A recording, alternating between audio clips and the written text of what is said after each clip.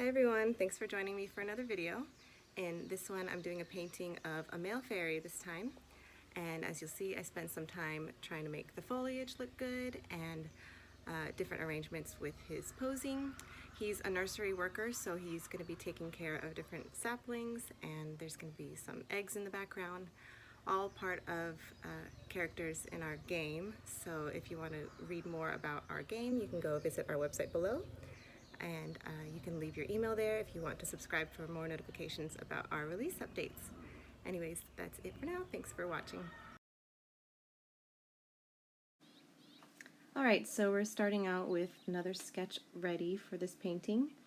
And this fairy is working in a nursery, so I'm mapping out some different plots of soil where I would imagine different saplings are going to be growing, and in the background those are little green eggs. Some of our characters are grown in those little eggs, as you will find out. And I'm just blocking in the basic colors for the background and for the character.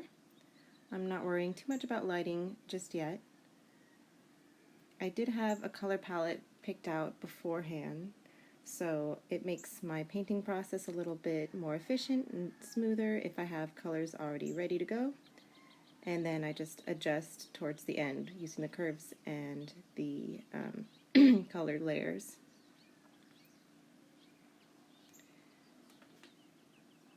So just blocking in the values. And now I'm doing some blending and some rendering details of the face.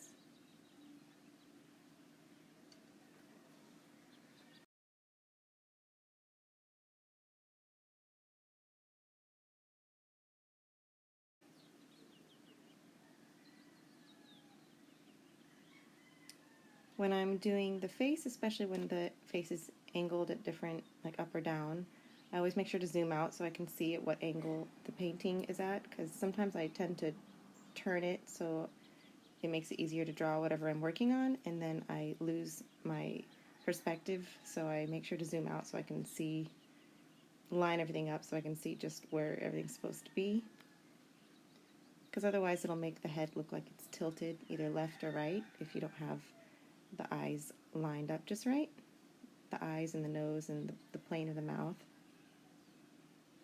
And I'm just trying to get the eyes looking at the right spot, looking at what the hands are pointing at. This is kind of something I struggle with all of my paintings, is just making sure that it's looking at the right spot. So I go back and forth, toggling between the sketch to see if it's similar to what I had originally mapped out.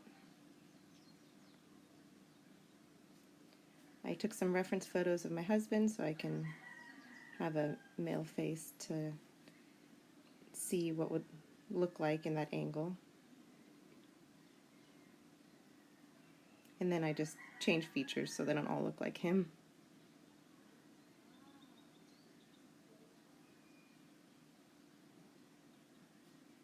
And I'm using the liquify tool a little bit to kind of move the eyes around, make sure the pupils are looking at the same object. And then I take off his clothes so I can render out his body, so that when I'm rendering the details of the clothes, anything that shows through will already be rendered. This part's kind of fun. I like rendering arms, but I did have to consult my sketches, my studies of arms, because it had been a while since I'd done a lot of people, and I've started doing them again this past month, and I just noticed I needed to reference my anatomy notes more.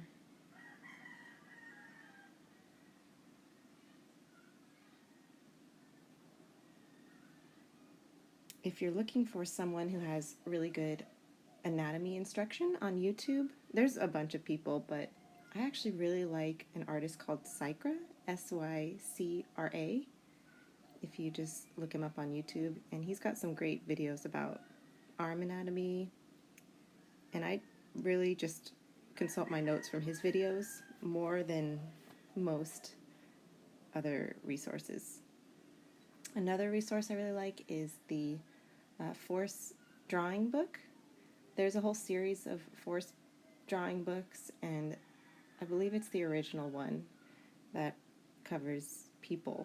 There's another one that covers animals, and I don't remember if there's any more, but I have them both, and I really love the one for people for teaching you anatomy.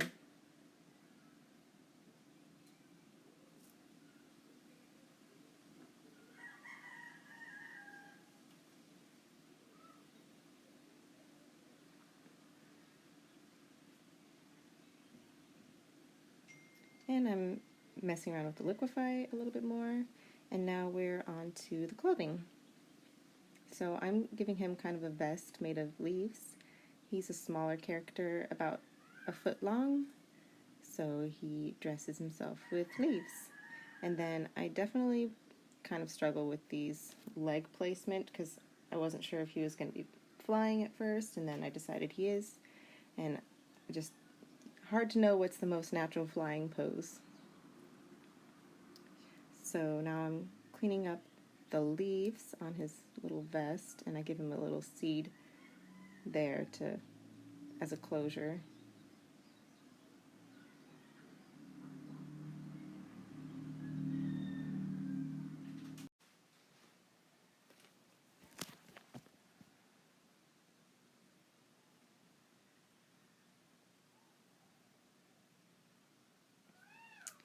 And now I'm trying out different leg poses again,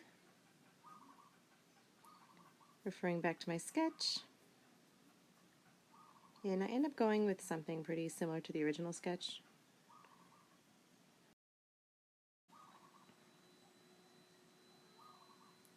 And now I'm rendering out the pants just a little bit. I end up looking at my clothing reference. I have a document with a bunch of clothing images for reference, and end up looking at that later so I can make the pants look a little more believable.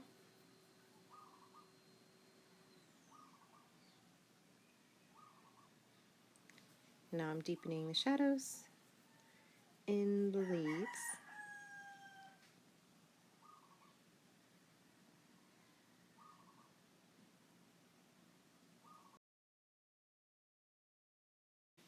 So I spend kind of a decent amount of time on these leaves just trying to find shapes that look appealing.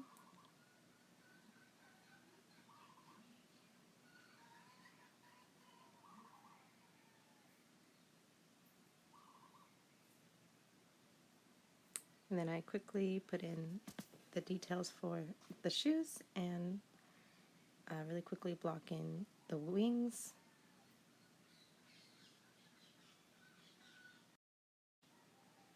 And I actually decided to change his hair just to see what curly hair looks like on him, and I ended up sticking with that. The long hair was cool too. It was giving me kind of Rivendell elf vibes. I did pull up some reference for this hair.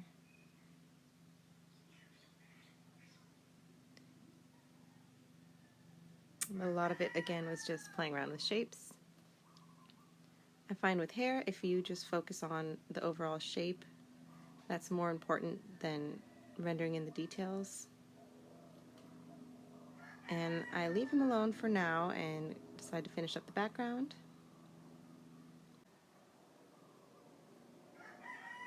So I do play around with the background quite a bit. It's one of those paintings that just kind of came all together at the very end. And I'm rendering the details for those eggs. They're kind of glowing, fluid-filled sacs, so the lighting on that's always a little bit interesting. I end up putting the brightest part towards the bottom, almost as if it's water with light coming from the top, but there's also a bit of a glow, so it's receiving light from the surrounding eggs. And now I'm using the selection tool to put in some foliage. I used to do foliage by hand, just drawing it in by hand for the longest time, and I don't know why it took me so long just to start doing it this way, but once I did, it's just kind of life-changing. It allows me to put in details so much quicker, and it just looks better. It does give a really crisp edge, so if that's not what you're going for, then you do have to go back in with either a smudge brush or like a little blur tool. I do end up using a Gaussian blur just a little bit on the background. With a soft brush I painted in on a low opacity, just very subtly in the background. I don't know if I've done it yet here. And now I'm adding in some more foliage, and I'm playing around with lighting. There, I did the Gaussian blur. And playing around with lighting on an overlay layer. And then I merge it all together.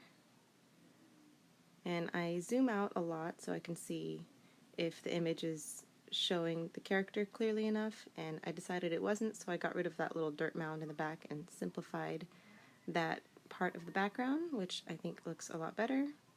I also want this front little sapling to be more clearly visible from a smaller thumbnail view, so that's another reason for simplifying that part of the background.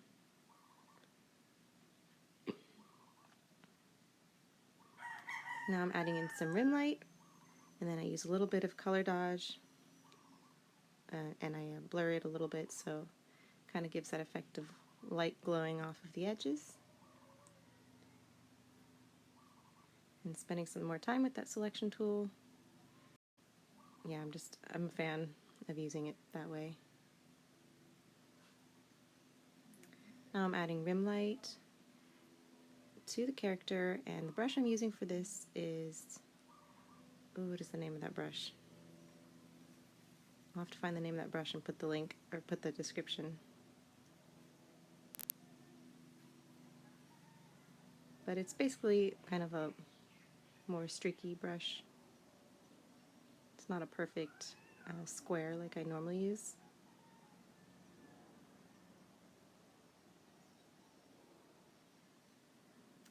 Then I add an add layer with a reddish color just to put some of the subsurface scattering along the skin and a little bit around the cheek on his eye. And I'm finishing out the wings and adding some glittery magic.